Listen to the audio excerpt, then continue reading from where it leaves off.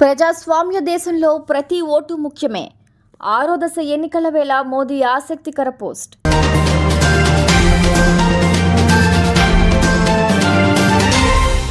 సిపిఐఎన్ఆర్ operation success.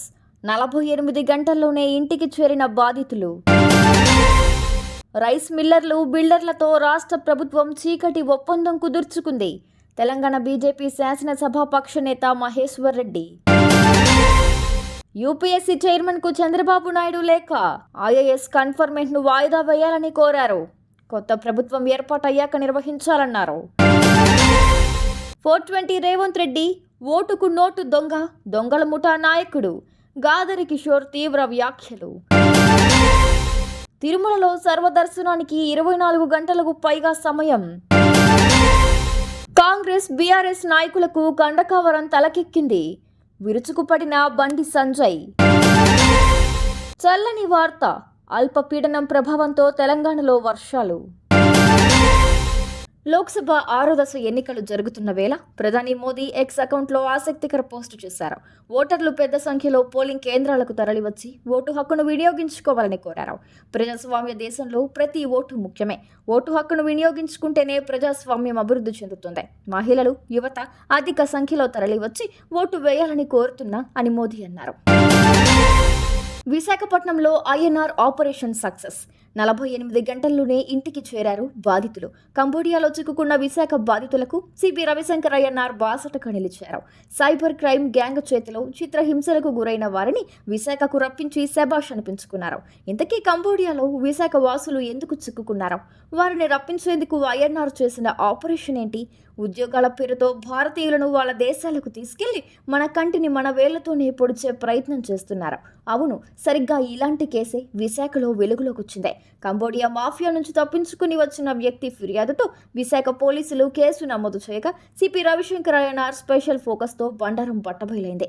విదేశీ ఉద్యోగాలంటూ కోటి ఆశలతో కంబోడియా వెళ్లి యువత మోసపోయినట్లు తేల్చారు సిపి ఐఎన్ఆర్. ఆ వెంటనే భారత రాయబార కార్యాలయంతో సంప్రదింపులు జరిపి కంబోడియా కేటుగాళ్ల చేతుల్లో చిక్కుకున్న బాధితులకు విముక్తి కల్పించారు. సిపి రవిశంకర్ ఐఎన్ఆర్ ప్రత్యేక చొరవతో ఎట్టకేలకు కంబోడియా బాధితులు విశాఖ చేరుకున్నారు.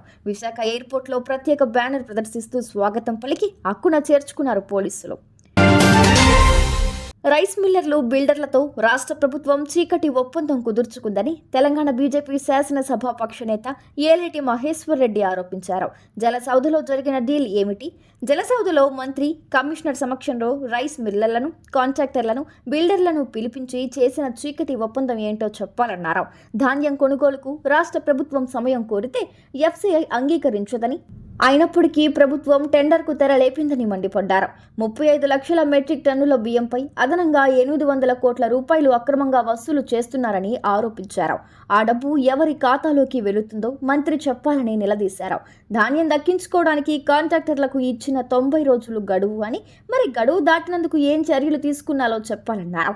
1.59 లక్షల టన్నుల సన్న బియ్యాన్ని ప్రభుత్వమే బిల్డర్లకు అమ్మిందని ఆరోపించారు. మళ్లీ అధిక ధరకు బిల్డర్ల నుంచి సన్న బియ్యం కొనడం ఎందుకో చెప్పాలన్నారు.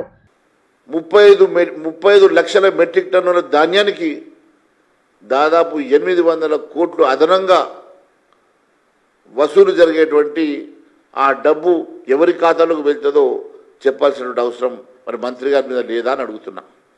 నేను ధాన్యం దక్కించుకున్నటువంటి ఆ కాంట్రాక్టర్లకి మీరు ఇచ్చినటువంటి గడువు కేవలం 90 రోజులు. కానీ ఎట్లైనా మాకు ఎక్స్టెన్షన్ వస్తుందని చెప్పి వారు 4 నెలలు 6 నెలలు అగ్రిమెంట్లో వారికి 4 ఇన్స్టాల్మెంట్ ఇచ్చి 4 ఇన్స్టాల్మెంట్లో పేమెంట్ చేసేటట్టుగా ఎంఓయూలో రాయించుకున్నమాట వాస్తవం కాదా? మరి నిన్న మే 23 తారీఖు వాళ్ళ డేట్ అయిపోయింది, 90 రోజులు గడువు దాటింది. మరి వారి మీద మీరు ఏం చర్యలు తీసుకున్నారు? ఈ 90 రోజులు దాటిన తర్వాత, ఈరోజు 90 రోజులు దాటిన తర్వాత మరి వారి బిడ్డుని క్యాన్సిల్ చేసి మరి రీటెండర్ ఇస్తారా, లేకుంటే వారికి ఎక్స్టెన్షన్ ఇస్తారా? మరి మీరు కండిషన్లో మాత్రం 90 రోజుల్లో లిఫ్ట్ చేయాలా, లేకుంటే మీ ఈఎండి ఫోర్ఫిట్ చేస్తామని రాశారు కదా. మరి ఈఎండి ఫోర్ఫిట్ చేయకుండా వారి మీద మీరు కనికరం ఎందుకు చూపిస్తూ ఉన్నారు? వారికి ఎందుకు మళ్ళీ ఎక్స్టెన్షన్ ఇప్పించే ప్రయత్నం చేస్తున్నారో చెప్పాల్సిన బాధ్యత మరి మంత్రి గారి మీద లేదా అని అడుగుతున్నారు.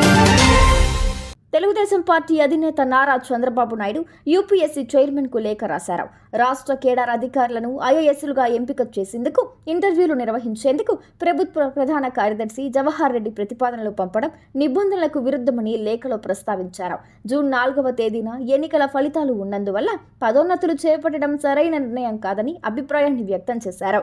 మొండితనంతో ఇంటర్వ్యూలు నిర్వహిస్తే ఎన్నికల కోడ్ ఉల్లంఘించినట్లే అవుతుందని, ఈ పదోన్నతుల జాబితాలో ఉన్నవారు కూడా కేవలం సీఎంఓలో ఉన్నవారే అన్నారు. జాబితా కూడా నిబంధనల ప్రకారం రూపొందించలేదని ఆరోపించారు. 5-6 నెలల క్రితం జరిగిన అసెంబ్లీ ఎన్నికల్లో 6 గ్యారంటీలు, అబద్ధపు హామీలతో 420 రేవంత్ రెడ్డి 420 హామీలతో అధికారంలోకి వచ్చాక చేస్తున్న పని ఏమిటి అని బీఆర్ఎస్ మాజీ ఎమ్మెల్యే గాదరి కిషోర్ మండిపడ్డారు. రేవంత్ రెడ్డి పొద్దున్న లేస్తే కేసీఆర్ను, తమ పార్టీని విమర్శిస్తూ మనుగడ సాగించాలని చూస్తున్నారని విమర్శించారు. ముఖ్యమంత్రి హోదాలో ఏ పదజాలం ఉపయోగించాలో తెలియకుండా ఉన్నారన్నారు. ఎన్నికల సమయంలో అభ్యర్థులను ఎంచుకోవడంలోనూ ముఖ్యమంత్రి మైండ్ సెట్ ఏమిటో తెలిసిపోతోందన్నారు. ఎట్లాగూ నువ్వు ఓటుకు నోటు దొంగవు, దొంగల ముఠా నాయకుడివి, ఆ సంగతి మాకు తెలుసు అని తీవ్ర విమర్శలు చేశారు. గతంలో కాంగ్రెస్ నుంచి నిలబెట్టిన అభ్యర్థుల్లో ఒకరు రాహుల్ గాంధీ సంతకాన్నే ఫోర్జరీ చేసిన వ్యక్తి అని ఆరోపించారు. ఈరోజు గ్రాడ్యుయేట్స్ ఎమ్మెల్సీ ఉప ఎన్నికల్లో పోటీ చేస్తున్న కాంగ్రెస్ అభ్యర్థిపై 52 నుంచి 53 కేసులున్నాయన్నారు. ఈ అభ్యర్థి ఎలాంటి బ్లాక్ మెయిలరో నేను ప్రత్యేకంగా చెప్పాల్సిన అవసరం లేదన్నారు. స్వయంగా రేవంత్ రెడ్డిపై దాదాపు 90 కేసులున్నట్లుగా ఉందన్నారు. 6 గ్యారంటీల అబద్ధపు హామీలతో 420 రేవంత్ రెడ్డి 420 హామీలతో అధికారంలోకి వచ్చిన తర్వాత చేస్తున్నటువంటి పనులేంది? ఇంత గొప్ప తెలంగాణ రాష్ట్రానికి ముఖ్యమంత్రిగా పనిచేసే అవకాశం లభిస్తే ప్రజల కోసం ఇచ్చినటువంటి హామీలను ఏ విధంగా నెరవేర్చాలనేటువంటి పాత్రని పక్కన పెట్టి పొద్దుగాల లేస్తే మాజీ ముఖ్యమంత్రి గారిని, తెలంగాణ జాతిపితని ఇష్టం వచ్చినటువంటి మాటలు మాట్లాడడం ద్వారానే మనుగడ సాగిద్దామనేటువంటి ఒక పిచ్చి భ్రమలల్లా ఈ రాష్ట్ర ముఖ్యమంత్రి ఉన్నట్టు కనపడతా ఉన్నది. ఏది మాట్లాడినా ఆరోపణ చేయడం, ఇష్టం వచ్చినట్టు తిట్టడం, కనీసం ముఖ్యమంత్రి హోదాలో ఉంటే ఏ పదజాలాన్ని ఉపయోగించాలనేటువంటి సోయి లేకుండా మాట్లాడడం. అదే సందర్భంలో ఒక ఎన్నికలు వస్తే కూడా వాళ్ళ అభ్యర్థులను ఎంచుకోవడంలో కూడా ఆయన మైండ్ సెట్ ఏందనేది మన కళ్ళ ముందర కనపడుతున్నది.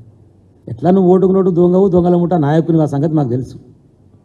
దాంతోపాటు ఒక అభ్యర్థిని ఇస్తే కూడా, ఉదాహరణకు మా భువనగిరి పార్లమెంటుకు సంబంధించినటువంటి అభ్యర్థి ఒక ఆయన ఇస్తే కాంగ్రెస్ పార్టీ నుంచి, అలా రాహుల్ గాంధీ సంతకాన్ని ఫోర్జరీ చేసినటువంటి దొంగ ఆయన.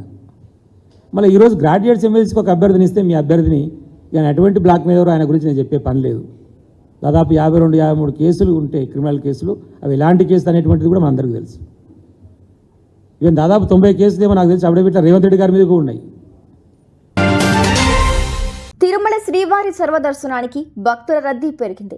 సమయ నిర్దేశిత సర్వదర్శనం టోకన్లు లేకుండా శుక్రవారం సాయంత్రానికి క్యూ లైన్లో ఉన్న భక్తులకు వైకుంఠం క్యూ కాంప్లెక్స్ 2లోని కంపార్ట్మెంట్లు, నారాయణగిరి షెడ్లు నిండిపోయి రింగు రోడ్డులోని ఆక్టోబస్ భవనం కూడలి వరకు వేచి ఉన్నారు.